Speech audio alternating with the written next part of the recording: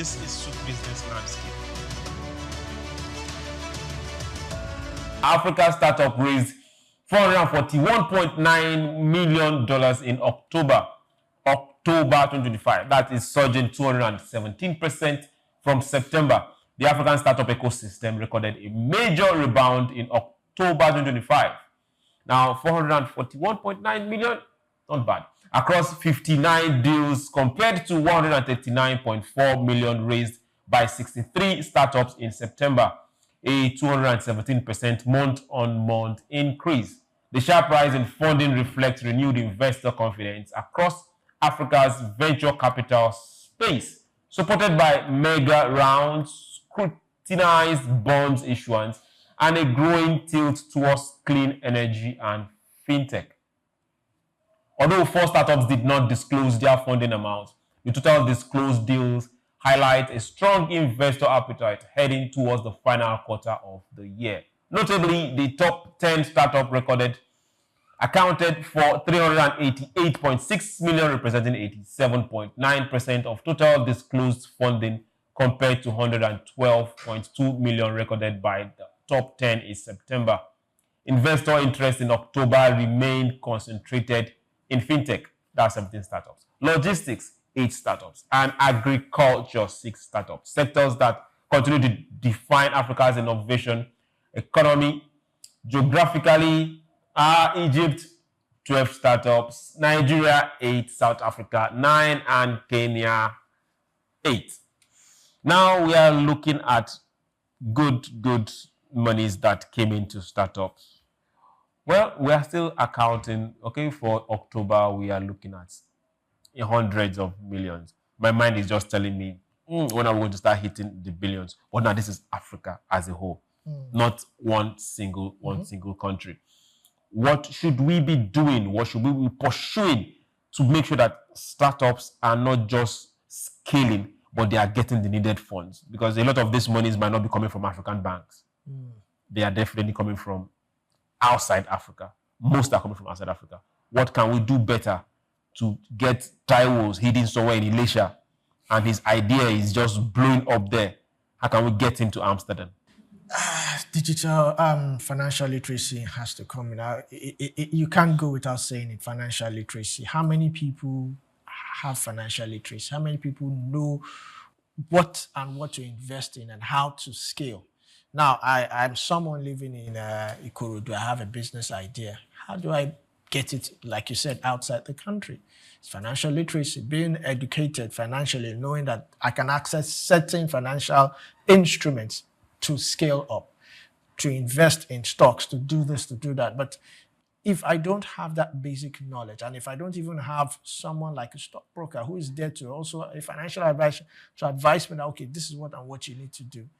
Nigerians like quick money. Nigerians like invest small and make big money. That's all we are always about. And that's why even the foreign investors, they do short-term investment. They don't come for long-term investment. They do short-term investment and get their money and repatriate it back. So it's left to us Nigerians, we Nigerians, to try and see how we can invest in long-term, profits. Okay, Mukhtar, I'm coming to you. Quick one, because we still have one more story before we go. We see this story play out. Venture capitals coming this way, and the money is getting into some. We're not going to call names, but we know that some are also going down the drain. Some that we look forward to. I say, okay, good. This is going to be like the new platinum, and the next day is going down. But we also see some very good ones that are there and they are seeing the light of day. How are we going to say, hey, let's have more collaboration than more individualistic companies? How can we start pursuing that both within Nigeria and Africa as a whole?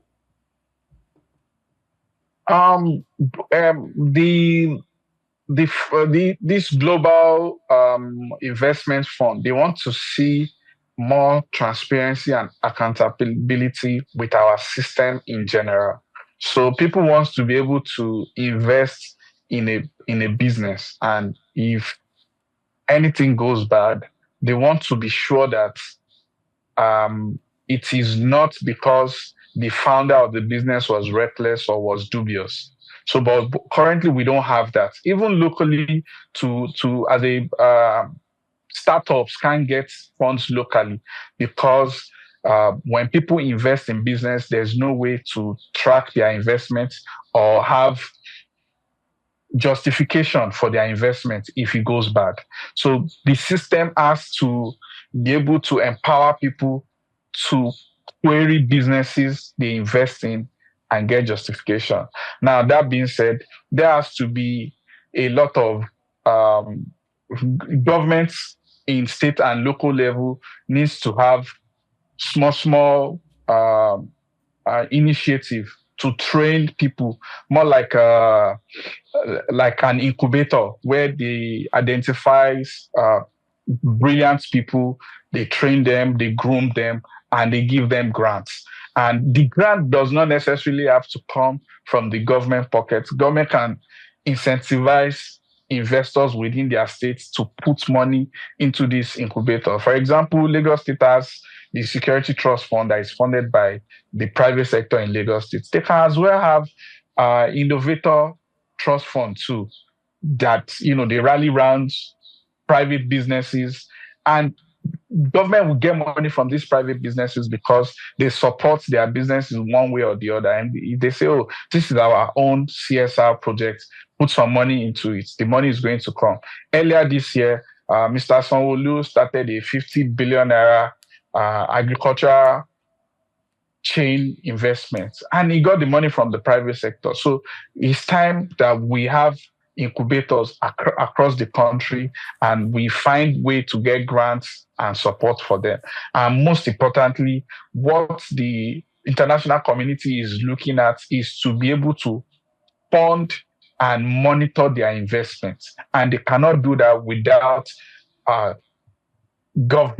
without government agencies looking into some of these things. While a few Nigerian startups have scaled even to billion-dollar companies, a lot of startups have taken money from foreign investors, and the money has gone down the drain in things that are shameful. So while the world is looking at Africa as the future, as vibrant, talented people, they also see us as a place with people with funny characters and a system that cannot hold its own people accountable. So we need to balance all of this to be able to fully reach the full potential of our young, vibrant people, and not let the few bad eggs among us define who we are and decide our future for us.